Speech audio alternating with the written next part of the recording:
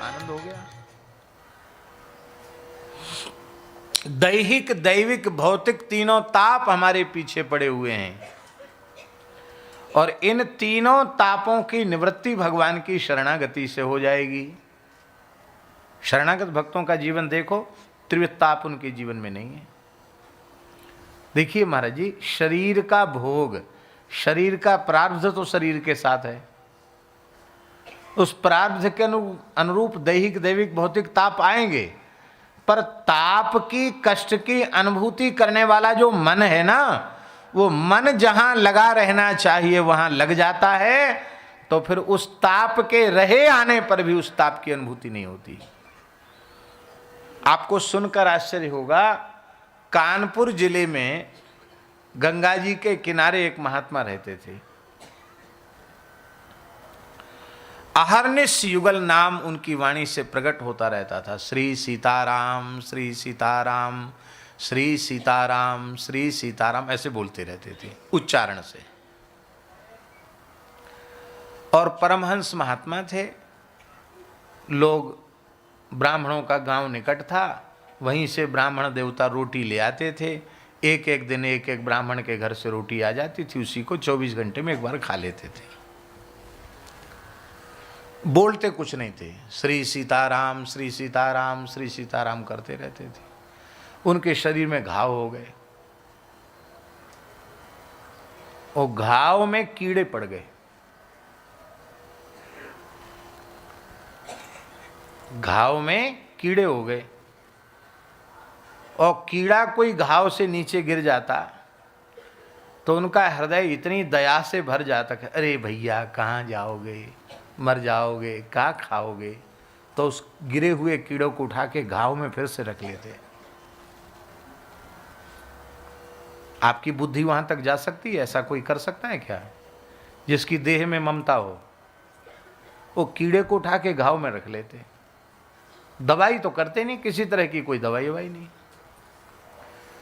तो गांव के लोगों ने कहा कि बाबा का तो बीमारी बढ़ रही है और कई जगह घाव हो गए, उनको इनके कीड़े भी हो गए, अब इनको हॉस्पिटल में ले चलो। तो बैलगाड़ी लाए, तो बैलगाड़ी में प्यारा बिछा दिया।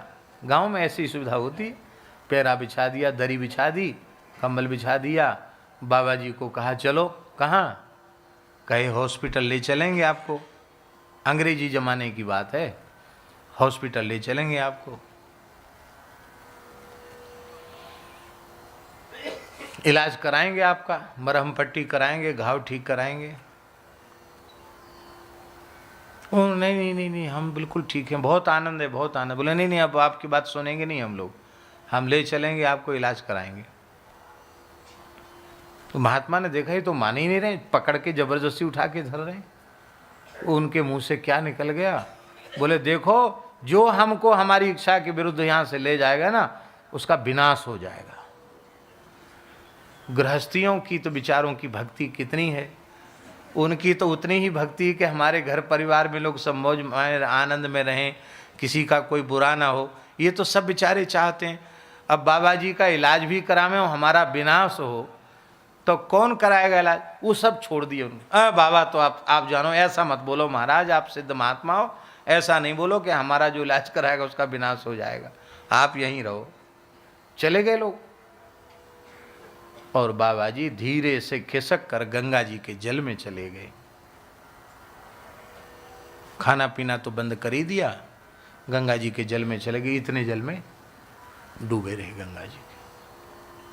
श्री सीताराम, श्री सीताराम, श्री सीताराम करते रहे, और मछलियां भी घाव में लगी रही, चुगती रहे। कोई खाओ, भंडारा है, कोई खाओ, कोई चिंता की बात नहीं।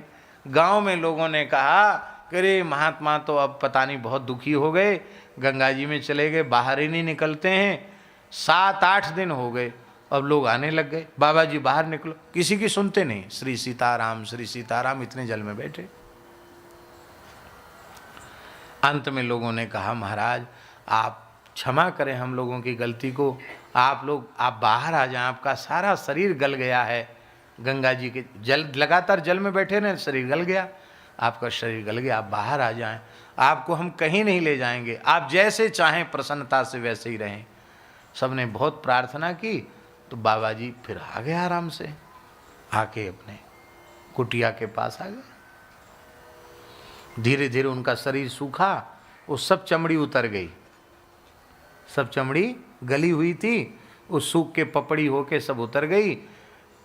पहले तो श्याम वर्ण के महात्मा थे, और जब चमड़ी उतर के नई चमड़ी आ गई तो सुंदर गौर वर्ण, जैसे हमारे हंसवीर सिंह जी हैं, ऐसे गौर वर्ण के महात्मा हो गए।